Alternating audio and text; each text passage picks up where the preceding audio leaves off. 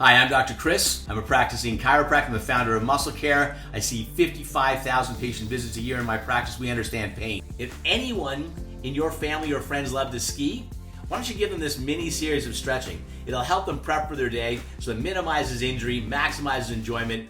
I say it'll help a ton. I know it does. The Super 6 rules to stretch are: warm up, be gentle, no sharp pain, breathe, always do both sides, don't bounce, and always hold for at least 30 seconds or until you feel the muscle relax. Now that you're warm, let's maximize the prep for our ski day so we can really ski better, risk injuries much less, and get the most out of our day skiing.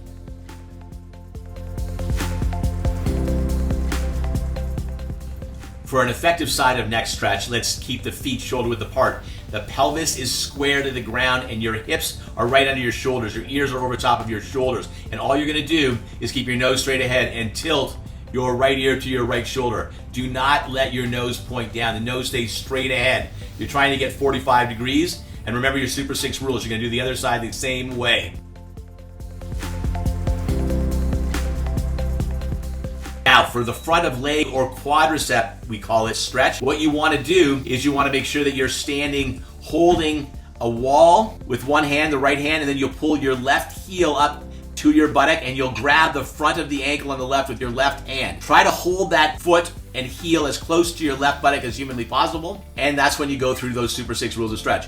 Now remember, again, this may be tight, you may not be able to get it all the way there. It's not essential that you touch your heel to your buttock, just as long as you feel the front of leg stretching. Do both sides.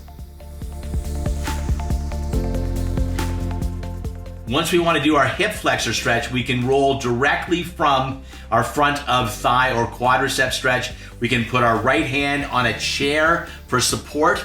And all we do is, as we want to stretch our hip flexor, it's important that we try to pull our left leg back. So the left thigh, you're trying to get it closer and closer to parallel to the ground as you hinge at your waist and you move forward. So when your body is really doing this well and your hip flexors are stretched out, you'll be able to make a T. Your right leg is on the ground, that's the bottom of the T, and your torso and your left thigh create the top of the T.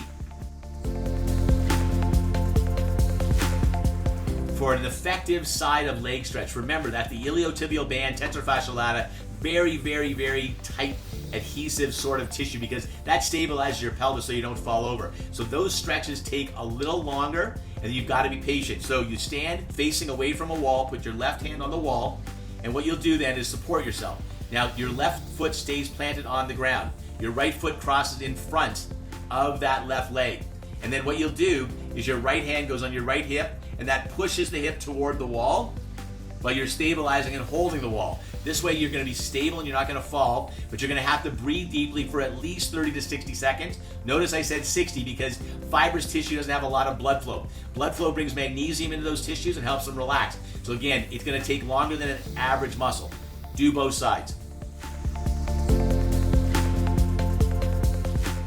Next of all, we're going to do a hamstring and back combination stretch. That's where we bend over and touch the toes. Now, feet shoulder width apart and hinge at the waist so that you can drop and relax your whole body. Reach your arms down as far as they go. Let your head hang. Don't tighten up your neck. Let it go. Distract the neck and open up the disc spaces. So again, let your body hang. If you can stay there for 30 to 60 seconds, breathing deeply, that's a fantastic calf, hamstring, buttock, and lower back stretch. Now, reach around out front. Put the left hand on the back of the right one and push away from you, but do not round out. Stay straight. Open those muscles up in the upper back. Stretch them. Keep the head straight, ears over shoulder. 5 to 10 seconds. Repeat that 5 to 10 times. For the tricep stretch, it's really important that you stand with your feet shoulder width apart and you keep the ears over the shoulders, shoulders over the hip. The right arm reaches up, bends to 90 degrees over the back of the head. Still keep the head up. Many people want to drop the head forward. That's not what we want to do.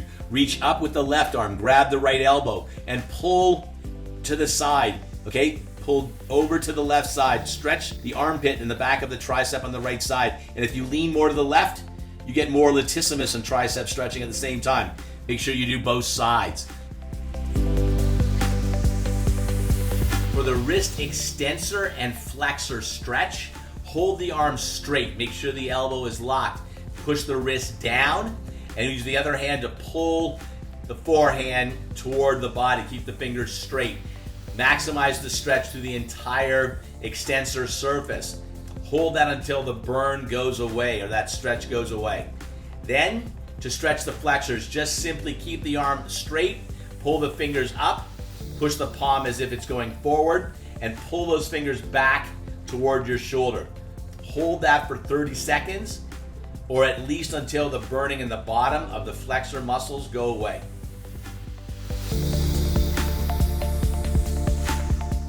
Much of our day we're spent holding our hands in a contracted state. So what we like to do is contract the hand, open the hand. Again, 30 seconds of opening, contracting less seconds, 5 or 10, open again.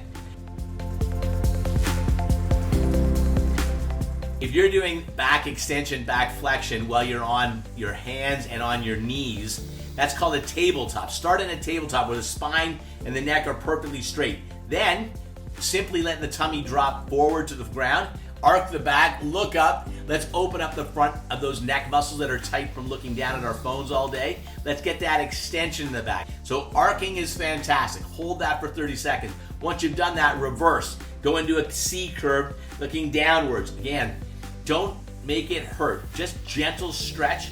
And I'd advise staying in that position for flexion shorter, 15 seconds, and then go back into extension, because that's where you're going to get the most amount of benefit in today's society that we live in. Sit torso 90 degrees to your legs, both legs straight out in front of you. So if we can take the legs out to a V shape, we can actually get the inside groin or adductor muscles and the hamstrings to stretch together. Just lean your palms onto the floor and glide out between the legs, keeping the body hinged at the waist, not rounding out. Sometimes, with more people suffering from repetitive stress and strain in their forearms, their wrists, carpal tunnel problems, numbness, tingling in their hands, we give them more stretches to do with respect to the forearm flexors and extensors. So the flexors are the muscles here, the extensors are back here. Do this, it's almost like a prayer type of position, and this is stretching the flexor tendons on the bottom of the wrist, and hold that. You can even lower your arms more, lifting your elbows up. If you can keep your palms together and get more of a stretch, you can do that. Hold it until the stretch goes away.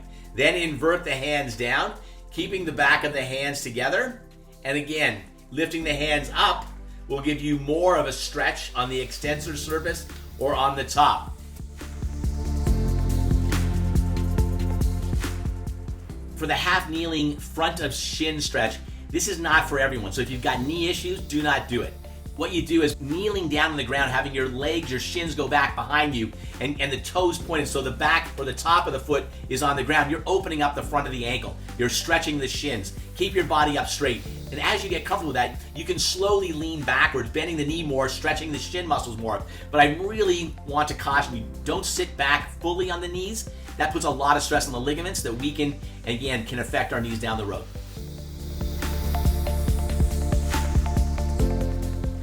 You can do this standing or lying down, but if you're going to stand, hold a chair, lift up the right knee to 90 degrees so that the thigh is parallel to the ground, and grab that right knee with your left hand and pull it so it rotates to the side. Try not to twist your upper body. Try to keep your upper body straight ahead, ears over shoulders, shoulders over hip, and twist to the side. You can do this lying down as well if you have balance issues or dizziness problems.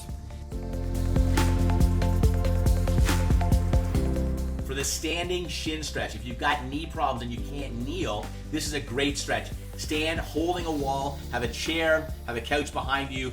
Keep the one leg, the balanced leg, perfectly straight. Stand up nice and tall. Bend your other knee to 90 degrees. Open the ankle up and get those toes of yours, the top of your foot, on a couch or a chair. That's going to open up the front of ankle. And then what you can do is you bend the supporting leg a little bit if you want to lower yourself down and put more torque, more stretch on those front of shin muscles. That's a great stretch to prepare for walking, running, and any sport going. You feeling better? I knew you would.